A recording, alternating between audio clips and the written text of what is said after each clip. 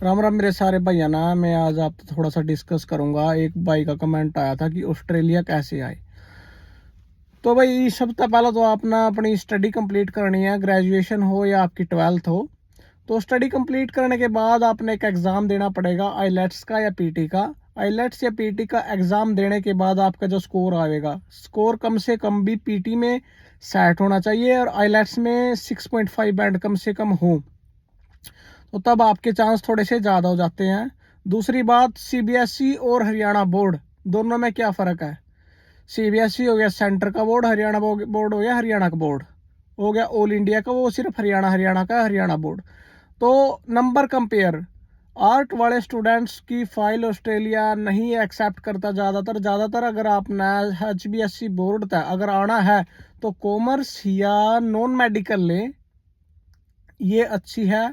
इसमें नंबर कम से कम 10वीं में 70% और 12वीं में 70+ नंबर चाहिए। और जो क्या बोलते हैं इसको, सीबीएसई बोर्ड में क्या है, सीबीएसई बोर्ड में आपको 70 10वीं में और 70+ ही 12वीं में चाहिए, जब जाकर आप एलिजिबल हैं ऑस्ट्रेलिया अप्लाई करने के लिए। कुछ स्टूडेंट्स बोलते हैं कि भाई ओपन वाले, हाँ ओपन वाले की भी एक बच्चे का मैसेज आया था मेरे पास कि ओपन वाले स्टूडेंट्स का क्या करना चाहिए सर। मैं उनको बताना चाहता हूँ कि ओपन वाले का सीन अभी ऑस्ट्रेलिया आपने प्रेफर नहीं करता। ऑस्ट्रेलिया के लिए आप इतने एलिजिबल नहीं हो, क्योंकि ऑस्ट्रेलिया में अगर आप अप्लाई करोगे तो आपका वीज़ा रिफ्यूज़ होगा। सिर्फ 1% चांस है कि आपका वीज़ा आ जाए। अप्लाई कर सकते हो लेकिन वीज़े के चांसेस नहीं है।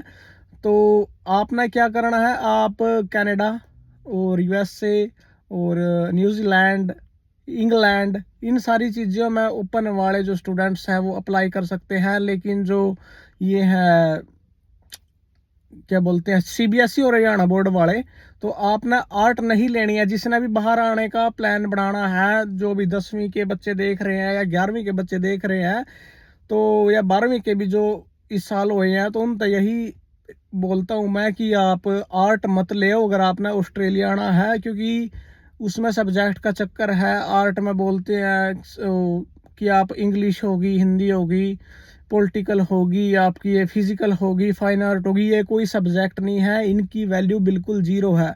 तो आप इन सब्जेक्ट्स में मत ले। आप हमेशा कॉमर्स की तरफ भागो या आप नॉन मेडिकल की तरफ भागो।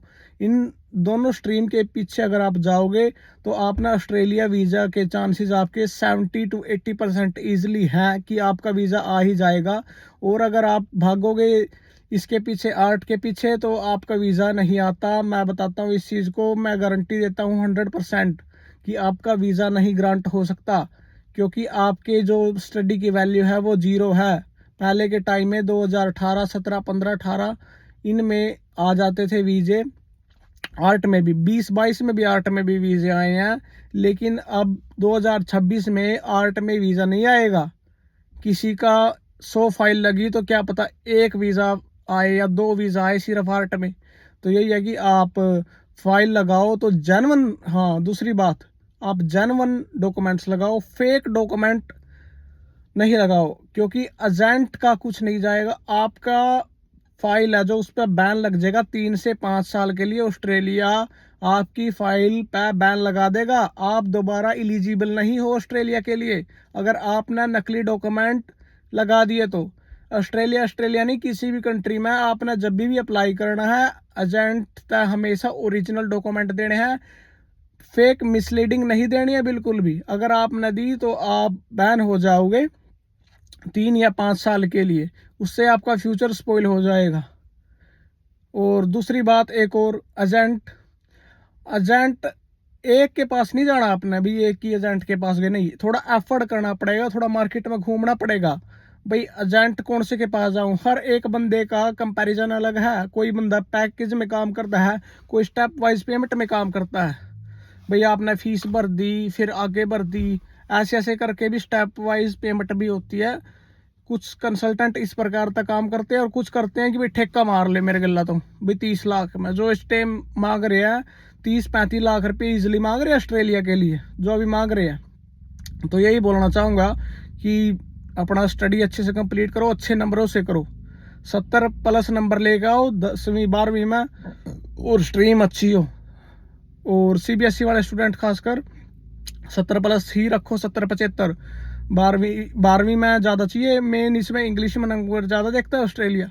तो यही बात है कि आप फोकस करो अपनी स्टडी पे, ऑस्ट्रेलिया आओ और अपना भी सपना पूरा करो और अपने माँ बाप का भी सपना पूरा करो।